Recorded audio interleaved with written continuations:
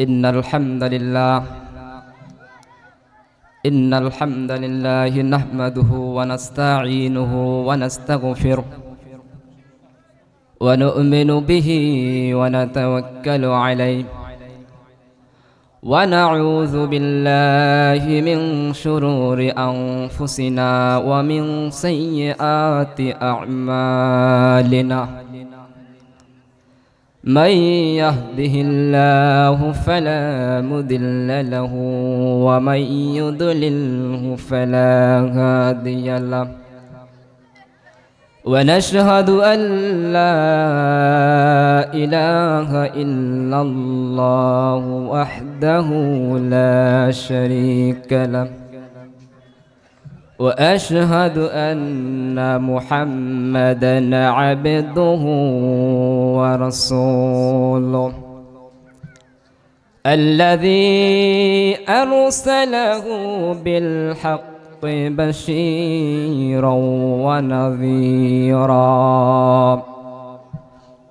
وداعيا إلى الله بإذنه وسراجا وقمرا منيرا فقد قال الله تعالى في كلامه المجيد وفي فرقانه الحميد أعوذ بالله من الشيطان الرجيم بسم الله الرحمن الرحيم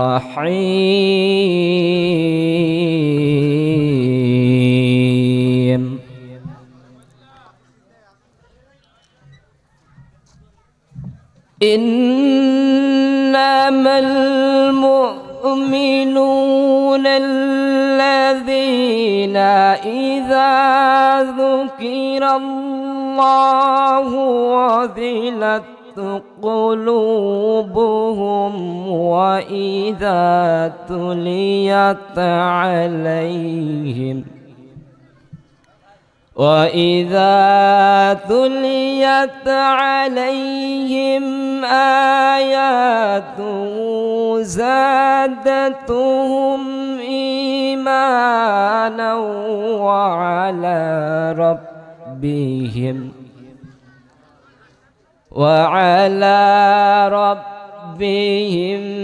يتوكلون قال النبي صلى الله عليه وسلم أخلص دينك يكفيك العمل القليل أفضل العبادة تلاوة القرآن صدق الله العلي العظيم আকাশের তারাগুলি ঝিলমিলি জ্বলছে আকাশের তারাগুলি ঝিলমিলি জ্বলছে রাসূল এসেছে হাবিব এসেছে ইয়া রাসূলাল্লাহ ইয়া হাবিবাল্লাহ আল্লাহ নামের জিকির করবে যারা আল্লাহর প্রিয় হবে তারা আল্লাহর প্রিয় হবে যারা জান্নাতে প্রবেশ করবে তারা একটুখানি জিকির করি লা ইলাহা জোরে লা ইলাহা লা ইলাহা লা ইলাহা লা ইলাহা ইল্লাল্লাহু মুহাম্মাদুর রাসূলুল্লাহ। সকলে বলে সাল্লাল্লাহু আলাইহি ওয়াসাল্লাম। সম্মানিত সভাপতি, প্রধান অতিথি, বিশেষ অতিথি, আমার সামনে বসা মুরব্বী বাবাজিরা ও ছোট ছোট কচিকাচা ভাই ও আমার পর্দার আড়ালের অন্তরের মা ও বোনেরা, সকলের প্রতি আমার অন্তরের অন্তরস্থল থেকে আবারও সালাম জানাচ্ছি। আসসালামু আলাইকুম ওয়া রাহমাতুল্লাহি ওয়া বারাকাতুহু। আপনারা কেমন আছেন? এই কোরআনের মাহফিলে এসে খুশি না বেজার? আমরা যারা যারা এই কোরআনের মাহফিলে এসে খুশি হয়েছি সকলেই বলছি আল্লাহু আকবার। আমাদের ছাউন হচ্ছে না, আমরা মুসলিম জাতি, আমরা মুসলমান। আমাদের তাকবীর থাকবে, আমাদের এই জীবন, আমাদের মরণ সব একমাত্র কার কাছে? তিনি কে? আমাদের জীবন, আমাদের জান মাল সব কিছুই আমাদের সেখানেই উৎসর্গ করা দরকার। কার জন্য? একমাত্র আল্লাহর জন্য। সম্মানিত উপস্থিতিক্রাম, আমি পবিত্র কোরআনুল কারীমের সূরা আনফাল 2 নম্বর আয়াত থেকে তেলাওয়াত করেছি, রাসূল পাক সাল্লাল্লাহু আলাইহি সাল্লামের হাদিস তেলাওয়াত করেছি। আমার বিষয় হলো যে ঈমানদার হচ্ছে কারা? এই ঈমানদারকে চিহ্নিত করার দরকার আছে না নাই? সম্মানিত ভাইরা আমার, লক্ষ্য করে দেখেন, আল্লাহ পাক রব্বুল আলামিন এই পবিত্র কোরআনুল কারীমের মধ্যে জানিয়ে দিলেন, ইন্নামাল মুমিনুনাল্লাযীনা ইযা যুকিরাল্লাহু ওয়াজিলাত কুলুবুহুম وَإِذَا تُلِيَتْ عَلَيْهِمْ آيَاتُهُ زَادَتْهُمْ إِيمَانًا وَعَلَى رَبِّهِمْ يَتَوَكَّلُونَ।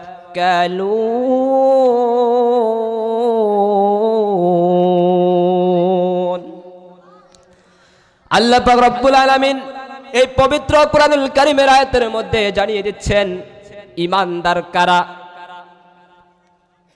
যাদের সামনে কোরআনুল কারীমের তেলাওয়াত করা হয়, ঈমানদাররা কোরআনের আলোচনা শুনে তাদের ঈমান বৃদ্ধি পায়, আর কাফেরদের অন্তরে কি হয়ে যায়? জ্বালা শুরু হয়ে যায়। কথা বলেন ঠিক কিনা? আল্লাহ পাক রব্বুল আলামিন জানিয়ে দিচ্ছেন, প্রকৃত ঈমানদার তো হলো তারা যখন আল্লাহর নাম স্মরণ করা হবে, আল্লাহর ভয়ে তাদের অন্তর কেঁপে উঠবে। যখন তাদের সামনে কোরআনুল কারীমের তেলাওয়াত করা হবে, এই কোরআনুল কারীমের তেলাওয়াত যারা শুনবে, আল্লাহ পাক রব্বুল আলামিন জানিয়ে দেয় তাদের ঈমানকে আল্লাহ পাক রব্বুল আলামিন বৃদ্ধি করে দেয়। বলি সুবহানাল্লাহ। সম্মানিত ভাইরা আমার, লক্ষ্য করে দেখেন, আল্লাহ পাক রব্বুল আলামিন এই আয়াতের মধ্যে স্পষ্ট ভাবে জানিয়ে দিলেন, রে গোলাম শুনে নাও, শুনে নাও। আল্লাহ পাক রব্বুল আলামিন এমন ভাবে বান্দাদেরকে জানিয়ে দিলেন, এই কোরআনের তেলাওয়াত যেখানে তেলাওয়াত করা হবে, কোরআনের আলোচনা যেখানে করা হবে, সেখানে যদি আপনারা মনোযোগ সহকারে শুনতে পারেন, তাহলে আপনাদের ঈমানকে বৃদ্ধি করে দিতে পারেন কে? সম্মানিত ভাইরা আমার, এই কোরআনুল কারীমের তেলাওয়াত আবু জাহেলও শুনেছে, কিন্তু আবু জাহেল কোরআনের তেলাওয়াত শুনে তার মেজাজ গরম হয়েছিল। আর অপরদিকে হযরতে ওমর রাদিয়াল্লাহু তাআলা আনহুর মতো মানুষের অন্তর ঠান্ডা হয়েছে। বলেন সুবহানাল্লাহ। এই কোরআনের আলোচনা হযরতে ওমরের মতো মানুষের অন্তর ঠান্ডা হয়েছে, আর অপরদিকে কাফেরও কোরআন শুনেছে, কিন্তু কোরআন শুনে তার মেজাজ কি হয়েছিল? গরম হয়েছিল। এর মধ্যে আবু জাহেল ঘোষণা করলো, যে ব্যক্তি মুহাম্মদ সাল্লাল্লাহু আলাইহি সাল্লামের গর্দান থেকে মাথাটাকে আলাদা করে এনে দিতে পারবে, আমি তাকে 1000 স্বর্ণ মুদ্রা 100 উট পুরস্কার দেব। সকলে বলছেন আউযুবিল্লাহ। এই কথা শোনার পরে এই ঘোষণা যখন আবু জাহেল দিলেন, আবু জাহেলের কথা শুনে বীর কিশোর হযরতে ওমর রাদিয়াল্লাহু তাআলা আনহু দাঁড়িয়ে পড়লেন, রাঙ্গা তরবারি নিয়ে দাঁড়িয়ে পড়লেন আর দীপ্ত কণ্ঠে বললেন, আমি এনে দিচ্ছি মুহাম্মদ সাল্লাল্লাহু আলাইহি ওয়াসাল্লামের মাথা। আমি মুহাম্মদ সাল্লাল্লাহু আলাইহি সাল্লামের মাথা যতক্ষণ পর্যন্ত আনতে পারবো না, আমি ওমর ততক্ষণ পর্যন্ত ঘরে ফিরবো না। এই কথা যখন আবু জাহেল বললেন, আবু জাহেলের কথা শুনে ইসলামের দুশমনরা আশীর্বাদী হয়ে উঠলেন। সম্মানিত ভাইরা আমার, লক্ষ্য করে দেখেন, এই ইসলাম এমনি এমনি আসেন নাই। আবু জাহেল যেমনি করে ঘোষণা করলেন, এই কথা শুনে হযরতে ওমর যখন বললেন মুহাম্মদের মাথা আমি এনে দিচ্ছি, যখন এই কথা বললেন লোকদের সামনে, যখন হযরতে ওমর রাঙা তরবারি নিয়ে দাঁড়িয়ে পড়লেন, তখন ইসলামের দুশমনরা বলতেছে যে মুহাম্মাদের জীবনের প্রদীপ এবং ইসলামের আলো চিরতরে নিভে যাবে। সম্মানিত ভাইরা আমার, এই ইসলামের আলো এখনো পর্যন্ত, আজ পর্যন্ত কেউ নিভাতে পারে নাই, কিয়ামত পর্যন্ত কেউ নিভাতে পারবে না। কথা বলেন ঠিক কিনা? সম্মানিত ভাইরা আমার, লক্ষ্য করে দেখেন, যখন আল্লাহ রাসূলের সন্ধানে হযরতে ওমর রাদিয়াল্লাহু তাআলা আনহু চলে গেলেন, যাওয়ার সময় পথে এক জুহরার নব মুসলমানের দেখা পেয়ে গেলেন। তখন সে লোকটি হযরতে ওমরকে বলতেছে, হে ওমর, তুমি রাগান্বিত কণ্ঠে, রাগান্বিত হয়ে তুমি রাঙ্গা তরবারি নিয়ে কোথায় যাচ্ছ? যখন এরকম করে হযরতে ওমরকে ওই লোকটি জিজ্ঞাসা করলো, তখন হযরতে ওমর রাদিয়াল্লাহু তাআলা আনহু বললেন যে আমি মুহাম্মাদের সাথে শেষ বোঝাপড়া করার জন্য যাচ্ছি। এ কথা শোনার পরে ওই লোকটি ডাক দিয়ে বললেন, হযরতে ওমরকে বললেন, হে ওমর, তুমি যে উদ্দেশ্যে যাচ্ছ এই উদ্দেশ্যে তুমি কখনো সফল হতে পারবে না।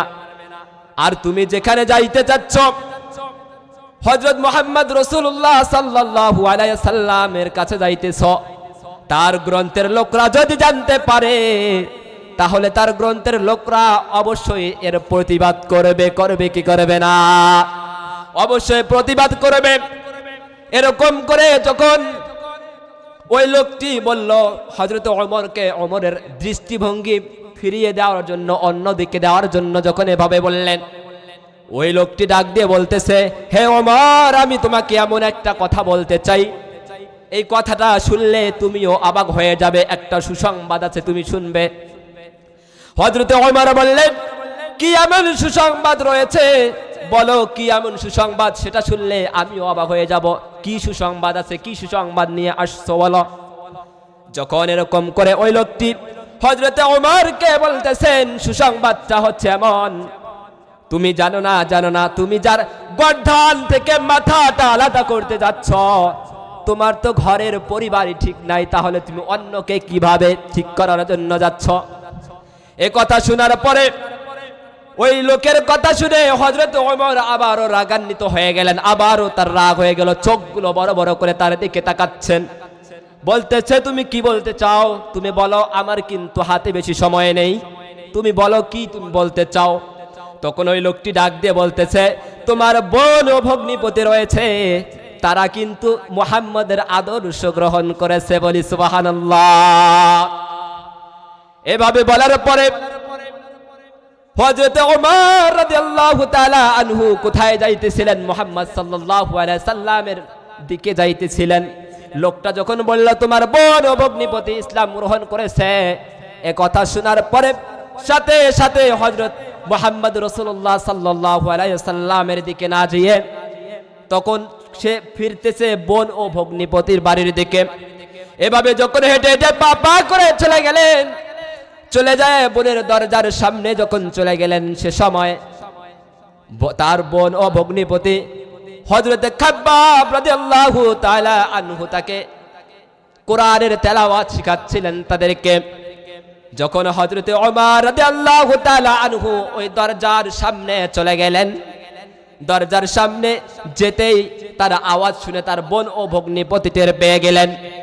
তখন ওই ঘরের মধ্যে ছিল খাব্বাব রাদিয়াল্লাহু তাআলা আনহু। এর আওয়াজ পেয়ে হযরত খাব্বাব রাদিয়াল্লাহু তাআলা আনহু যখন দরজার কোণার মধ্যে লুকিয়ে পড়লেন, আর দরজার মধ্যে ওমর যখন নক করলেন, দরজার মধ্যে যখন আঘাত করলেন, তার বোন ও ভগ্নিপতি দরজাটাকে খুলে দিলেন। দরজা খুলে দেওয়ার পরে হযরত ওমর রাদিয়াল্লাহু তাআলা আনহু যখন ঘরের মধ্যে প্রবেশ করলেন, প্রবেশ করার পরে তখন হযরত ওমর রাদিয়াল্লাহু তাআলা আনহু বলতেছেন যে আমি দরজার সামনে যখন এসে দাঁড়িয়েছিলাম, আমার কানে কি যেন একটা আওয়াজ আসতেছিল, তোমরা ঘরের মধ্যে কি করতেছিলে? তখন তার বোন ও ভগ্নিপতি কথার প্রশ্নের জবাব দিলেন যে আমরা দুজন পরস্পর কথা বলতেছিলাম। এই কথা শোনার পরে হযরতে ওমর রাদিয়াল্লাহু তাআলা আনহু বললেন যে তোমরা কি যেন পড়তেছিলে, তোমরা নাকি ধর্ম ত্যাগ করেছ? তখন তার ভগ্নিপতি বলতেছেন যে হ্যাঁ, আমাদের ধর্ম থেকে যদি কোনো অন্য কোনো ধর্ম অতি উত্তম হয় তুমি কি করবে? এই কথা তার ভগ্নিপতি বলার শেষ না হওয়ার আগেই হযরত ওমর রাদিয়াল্লাহু তাআলা আনহু তার ভগ্নিপতির উপরে ঝাঁপিয়ে পড়লেন, অন্যায়ভাবে তাকে প্রহার করলেন। স্বামীকে রক্ষা করাতে তার বোন ও ঝাঁপিয়ে পড়লেন, তার বোনও চলে গেলেন। হযরত ওমরকে যখন প্রহার করলো তখন তার বোনও স্বামীকে রক্ষা করতে গিয়ে তার বোনও চলে গেলেন। তার বোনকেও হযরত ওমর রাদিয়াল্লাহু তাআলা আনহু নির্যাতন নির্মম ভাবে তাকে হত্যা করে ফেললেন। তার বোনের রক্তাক্ত শরীর দেখে হযরত ওমর নিজেও চমকে গেলেন। বোনের রক্তাক্ত শরীর দেখে নির্মম নির্যাতনের পরেও তার বোন ও ভগ্নিপতি ইসলাম কখনো কি করে নাই, ত্যাগ করে নাই। তার দাসী পর্যন্ত ইসলাম ত্যাগ করে নাই। সম্মানিত ভাইরা আমার, লক্ষ্য করে দেখেন, এই ইসলামের জন্য তারা জীবন পর্যন্ত বাজি রেখেছে, জীবন পর্যন্ত দিয়েছে। আর আমরা মুসলিম উম্মাহরা আজকে দুনিয়ার মহব্বতে পড়ে আমাদের জীবনটাকে ধ্বংসের পথে ঠেলে দিচ্ছি। কথা বলেন ঠিক কিনা? সম্মানিত ভাইরা আমার, এই ঘটনাটা বলার পরে পরে রাসূল পাক সাল্লাল্লাহু আলাইহি সাল্লামের এক ঘটনা মনে পড়ে গেল। শোনার প্রয়োজন আছে না নাই? আপনারা শুনতে চান কি চান না? হযরতে মুহাম্মদ রাসূলুল্লাহ সাল্লাল্লাহু আলাইহি সাল্লামের প্রতি প্রেম, ভালোবাসা, মহব্বত আমাদের থাকার দরকার আছে না নাই? কারণ আল্লাহর ভয় আপনার আমার অন্তরে থাকার পরেও আল্লাহকে যেরকম করে আল্লাহর হুকুমকে মানতে হবে, আল্লাহর পরে রাসূল পাক সাল্লাল্লাহু আলাইহি সাল্লামের হুকুম মানতে হবে। একদিন রাসূল পাক সাল্লাল্লাহু আলাইহি ওয়াসাল্লাম এক মরা খেজুর গাছে বসে বয়ান করতেছিলেন। হঠাৎ করে এক সাহাবী দাঁড়িয়ে গেলেন, ইয়া রাসূলুল্লাহ, ইয়া হাবিবাল্লাহ, ওগো রাহমাতাল লিল আলামিন, ইন্নালি নাজ্জারা, আমি আপনাকে একটা কথা বলতে চাই। হযরত মুহাম্মদ রাসূলুল্লাহ সাল্লাল্লাহু আলাইহি ওয়াসাল্লাম বললেন, কি তুমি বলতে চাও বলো। ওই সাহাবী দাঁড়িয়ে বললেন, ইয়া রাসূলুল্লাহ, ইয়া হাবিবাল্লাহ, ওগো রাহমাতাল লিল আলামিন, আপনি যেভাবে এই মরা খেজুর গাছে বসে বয়ান করেন আমাদের আর সহ্য হয় না। আপনি যেভাবে বয়ান করেন বিভিন্ন জায়গা থেকে লোক আসিয়া আপনার বয়ানগুলো শুনতে থাকে, আমাদের একটু লজ্জা লাগে, আমাদের কষ্ট হয়। আপনি যদি হুকুম দেন তাহলে এই মরা খেজুর গাছটাকে সরাইয়া নিয়া আপনার জন্য আমরা 3 থকলা কাঠের মেম্বার বানিয়ে দিতে চাই। এই কথা বলার পরে হযরত মুহাম্মদ রাসূলুল্লাহ সাল্লাল্লাহু আলাইহি সাল্লাম বললেন, ঠিক আছে, এটা তো ভালো কথা, ঠিক আছে, তোমাকে হুকুম দেওয়া হলো। সামনের সপ্তাহে জুমার খুতবা দিবেন, সামনের সপ্তাহে যেমন আলোচনা করবেন, সামনের সপ্তাহে আল্লাহ রাসূল বিশ্বনবী হযরত মুহাম্মদ রাসূলুল্লাহ সাল্লাল্লাহু আলাইহি সাল্লামের কথা মতো একটা 3 থাকওয়ালা মেম্বার বানিয়ে দিলেন।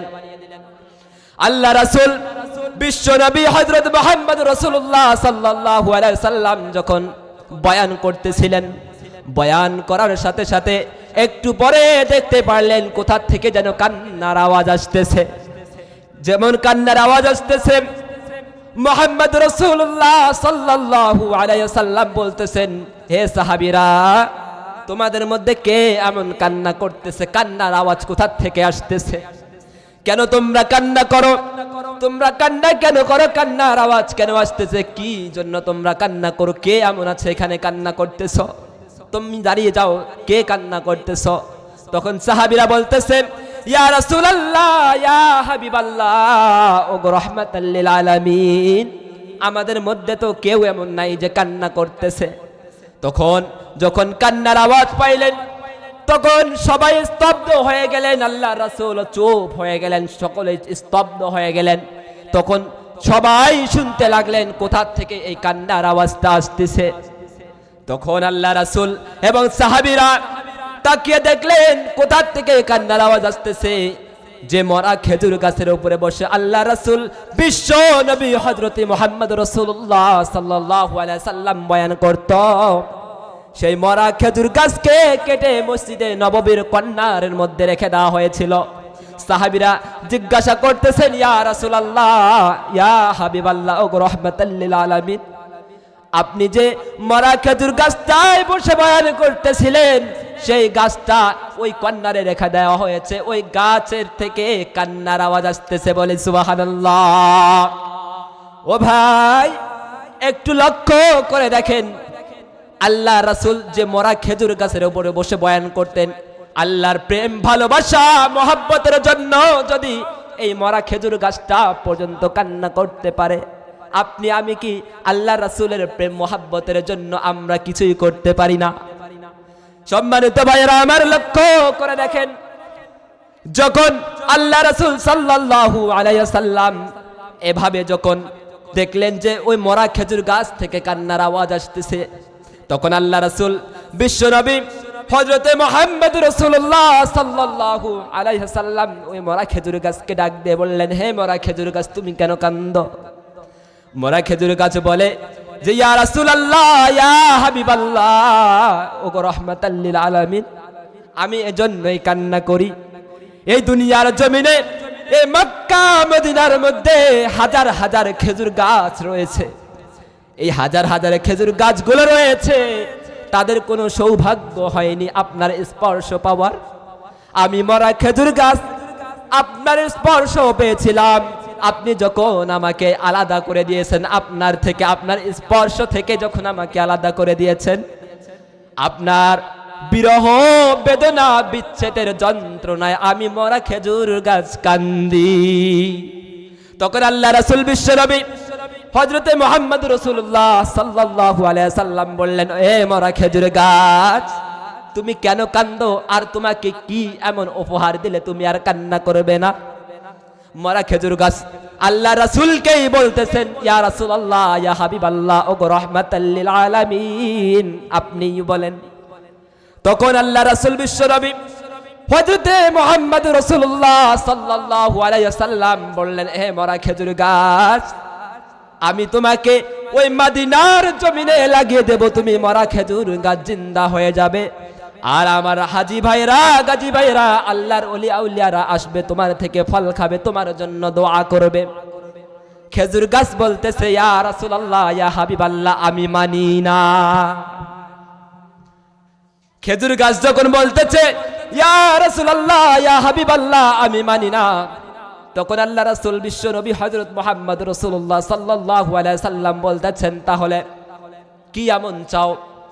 তোমাকে আমি এমন একটা সুসংবাদ দিতে চাই, তোমাকে তো ওই মদিনার জমিনে লাগিয়ে দিতে চাইলাম, তুমি মরা খেজুর গাছ জিন্দা হইতে, তোমার থেকে ফল খেয়ে হাজী ভাইরা তোমার জন্য দোয়া করত।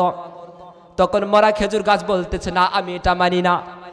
আল্লাহ রাসূল বিশ্বনবী হযরতে মুহাম্মদ রাসূলুল্লাহ সাল্লাল্লাহু আলাইহি সাল্লাম বলতেছেন, ঠিক আছে, আমি তোমাকে এতটুকু সুসংবাদ দিয়ে যেতে চাই, আমি মুহাম্মদ রাসূলুল্লাহ সাল্লাল্লাহু আলাইহি সাল্লাম আল্লাহ তাআলার কাছে বলে দিব, আমি যখন জান্নাতের মধ্যে অবস্থান করব, জান্নাতের মধ্যে ওই কর্নারের মধ্যে তোমাকে লাগিয়ে দেব, আর আমি রাসূল পাক সাল্লাল্লাহু আলাইহি সাল্লাম তোমার থেকে ফল খাবো, আর তুমি আমার সাথে জান্নাত পর্যন্ত থেকে যাবে। বলে সুবহানাল্লাহ।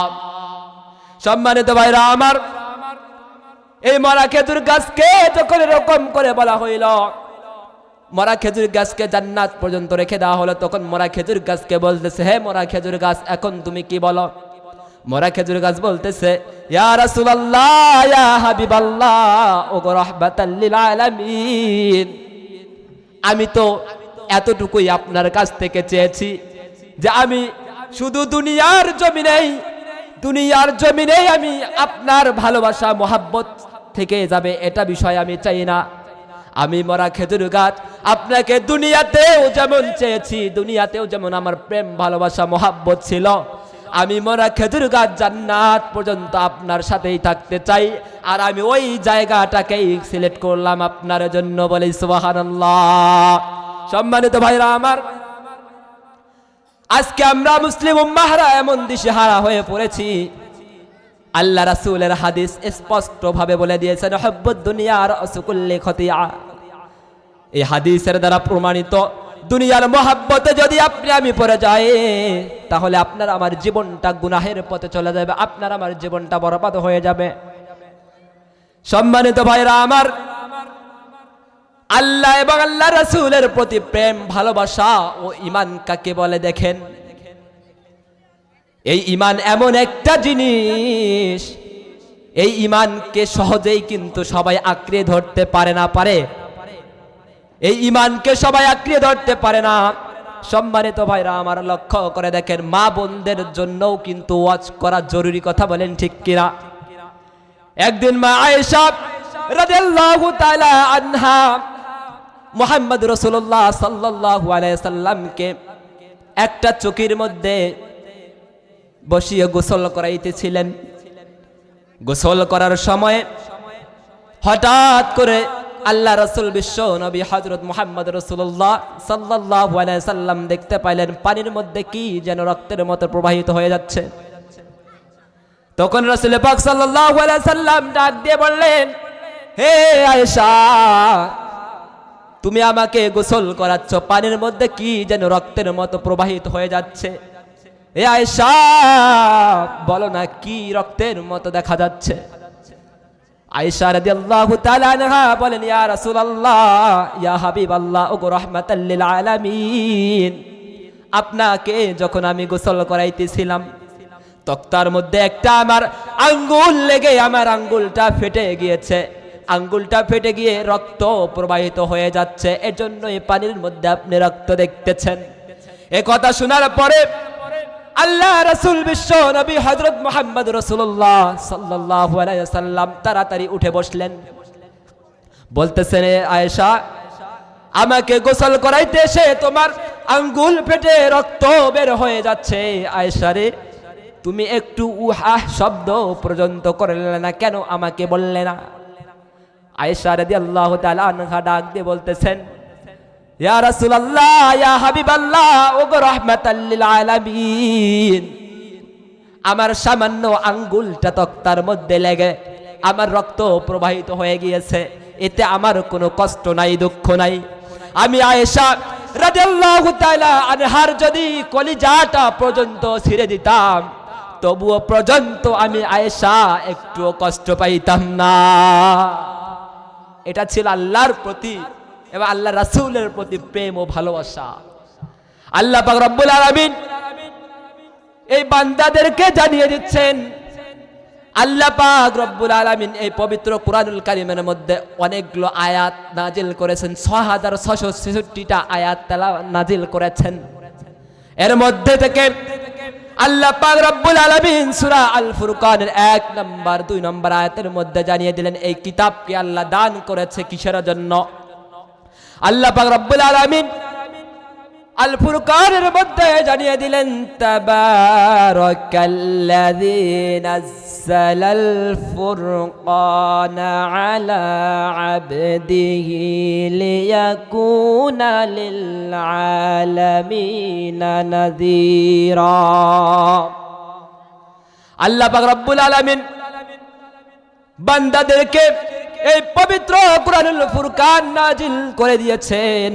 এই কোরআনের দ্বারা যেন আপনি আমি যদি কেউ অন্ধকার পথে চলে যাই, অন্ধকার পথ থেকে ফিরিয়ে আসার জন্য, ফিরিয়ে আনার জন্য, সব সমস্যার সমাধান করার জন্য একটা মাত্র কিতাবই রয়েছে, সব সমস্যার সমাধান দিতে পারে, এই পবিত্র আল কুরআন। কথা বলেন ঠিক কিনা? এজন্যই বলি ঈমানের পথে অবিচল থেকে আমার মরণ যেন হয়। ঈমানের পথে অবিচল থেকে আমার মরণ যেন হয়। তোমারই পথে মিনতি আমার, তোমারই কাছে মিনতি আমার, ও গো রহিম রহমান। ঈমানের পথে অবিচল থেকে আমার মরণ যেন হয়। কথা বলেন ঠিক কিনা? সম্মানিত ভাইরা আমার, এই দুনিয়ার জীবন আমাদের জীবন নয়, আপনার আমার জন্য আরেকটা জীবন আছে। এটা কি আপনারা সকলে জানেন কি জানেন না? এই দুনিয়ার জীবন আপনার আমার জন্য দুনিয়ার জীবন কিন্তু জীবন নয়। আপনার আমার জন্য একটা জীবন রয়েছে। আপনি আমি যখন এই পৃথিবীর বুক থেকে চিরবিদায় নিয়ে অন্ধকার কবরের যাত্রী হয়ে যাব ভাই, আপনার আমার সেখানে হাজার হাজার বছর থাকতে হবে দুনিয়ার জমিনে। আপনি আমি মাত্র বাঁচি 50 বছর, 60 বছর, এর বেশি বাঁচতে পারি না পারি? সম্মানিত ভাইরা আমার, এই দুনিয়ার জমিনে আমরা চিরদিন যেমন থাকতে পারবো না, একদিন আপনাকে আমাকে আল্লাহর ডাকে সাড়া দিয়ে যেতে হবে কি হবে না? আল্লাহ পাক রব্বুল আলামিন জানিয়ে দেয় পবিত্র কোরআনুল কারীমের মধ্যে, কুল্লু নাফসিন যায়িকাতুল মাউত, সকলকে একদিন মৃত্যুর স্বাদ গ্রহণ করতেই হবে। কথা বলেন ঠিক কিনা? এজন্য দুনিয়ার জীবন আপনার আমার জন্য দুনিয়ার জীবন কিন্তু জীবন নয়। এজন্যই বলি পরের জায়গা পরের জমি ঘর বানায়া আমি রই, আমি তো সেই ঘরের মালিক নয়। কথা বলেন ঠিক কিনা? পরের লিল্লাহে তাকবীর, লিল্লাহে তাকবীর। বিশেষ মুফাসসিরের আগমন, বিশেষ মুফাসসিরের আগমন। লিল্লাহে তাকবীর।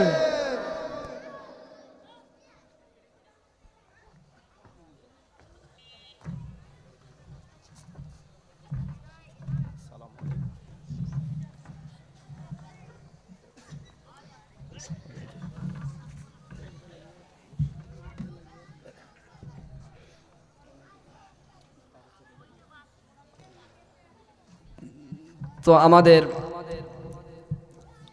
বিশেষ অতিথি আমার শ্রদ্ধেয় বড় ভাই এসেছেন। আসলে ওনাকে পেছনে বসিয়ে রেখে আমার কথা বলা কিন্তু ঠিক না। তো আমি একটা ছোট্ট আকারে একটা গজল বলে আমি আমার বক্তব্য এখানেই শেষ করব। তো আসলে আমাদের দুনিয়ার জীবন কিন্তু জীবন নয়, আমাদের জীবন আরো আছে, আছে না নাই? পরের জায়গা পরের জমি ঘর বানায়া আমি রই, আমি তো সেই ঘরের মালিক নই। মানুষ কই যায় রে দুনিয়া সারিয়া, মসজিদের ও পালকি আয়না দোলা দেয় সাজায়া তারে জনমের লাগিয়া। ঠিক কিনা? মানুষ কই যায় রে দুনিয়া সারিয়া, মসজিদের ও পালকি আয়না দোলা দেয় সাজায়া তারে জনমের লাগিয়া। এই বাড়ির লাগি করলা তুমি কত মারামারি, মামলা মোকদ্দমা কইরা খাওয়াইলা রে করি।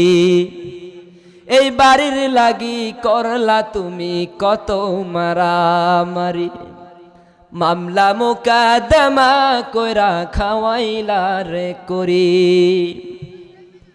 আজকে তুমি যাবে চলে,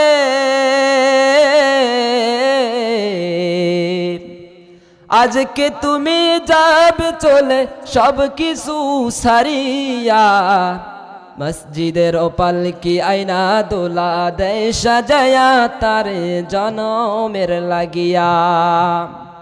ছেলে মেয়ে নববধূর প্রেমেতে মজিয়া, নামাজ রোজা সব খাওয়াইলাম দুনিয়ায় আসিয়া। ঠিক কিনা? ছেলে মেয়ে নববধূর প্রেমেতে মজিয়া, নামাজ রোজা সব খাওয়াইলাম দুনিয়ায় আসিয়া। সেই ছেলেরাই গোসল দিবে,